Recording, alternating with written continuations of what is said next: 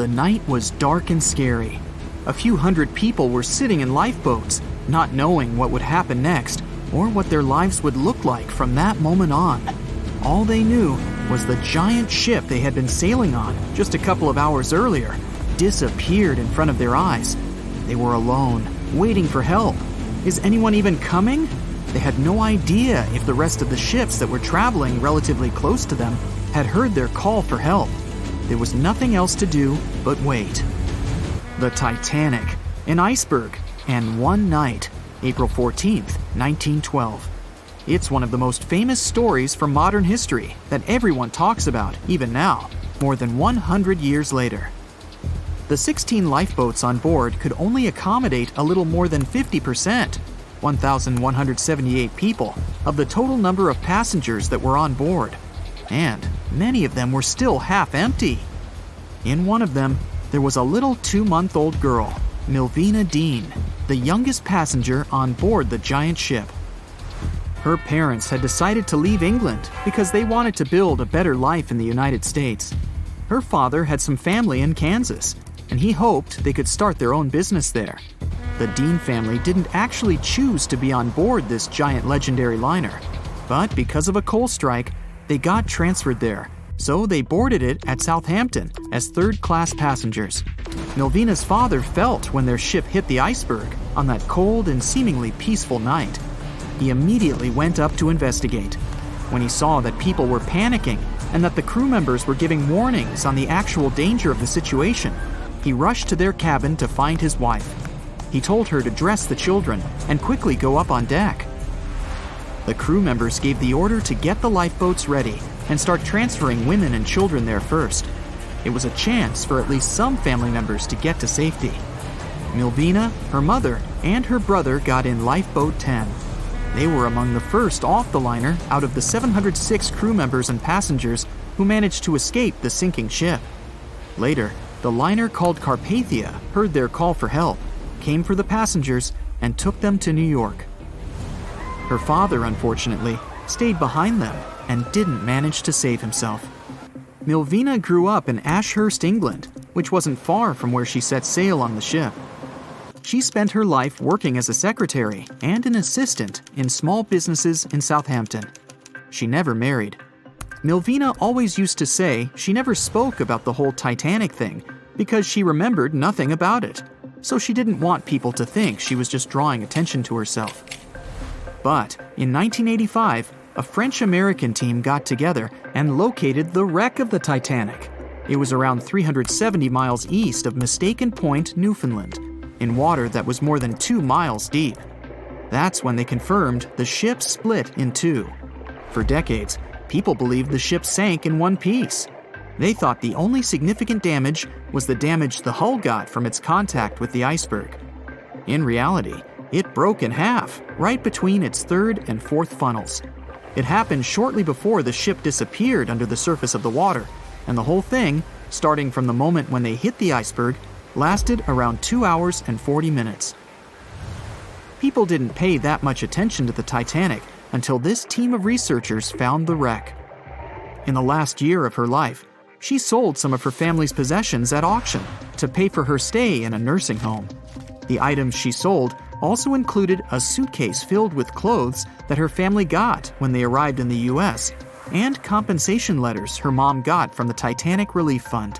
The compensation letters outlined the financial aid that certain passengers received who had survived the loss of their loved ones. She lived until the age of 97 when she caught pneumonia.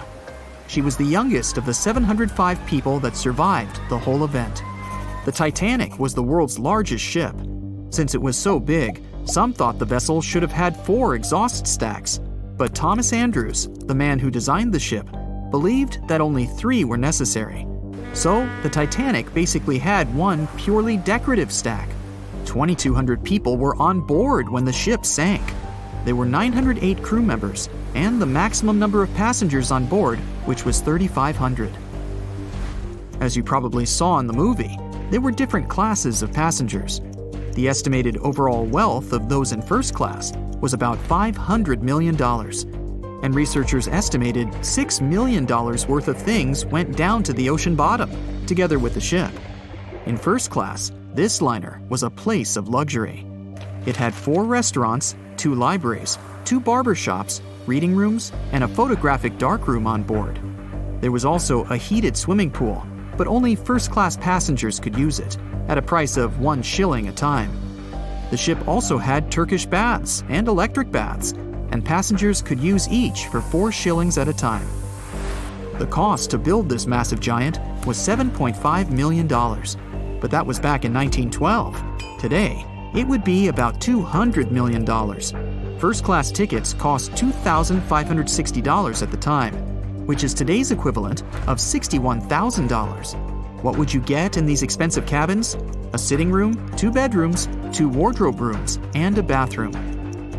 Would you pay that much for those luxuries? Teams of researchers still haven't explored many areas on the Titanic. It's still very, very hard to access them with underwater vehicles. There was a lifeboat drill scheduled for the same day the Titanic sank, but it was called off for some reason. The crew had done just 1 lifeboat drill, and that was when the ship was still docked. But even if the crew members had been properly trained and each lifeboat had been filled, the capacity was still not enough to save each and every passenger. The Titanic was the biggest movable object in the world at that time. On May 31st, 1911, its immense hull made its way down the slipways and ended up in the River Lagan in Belfast.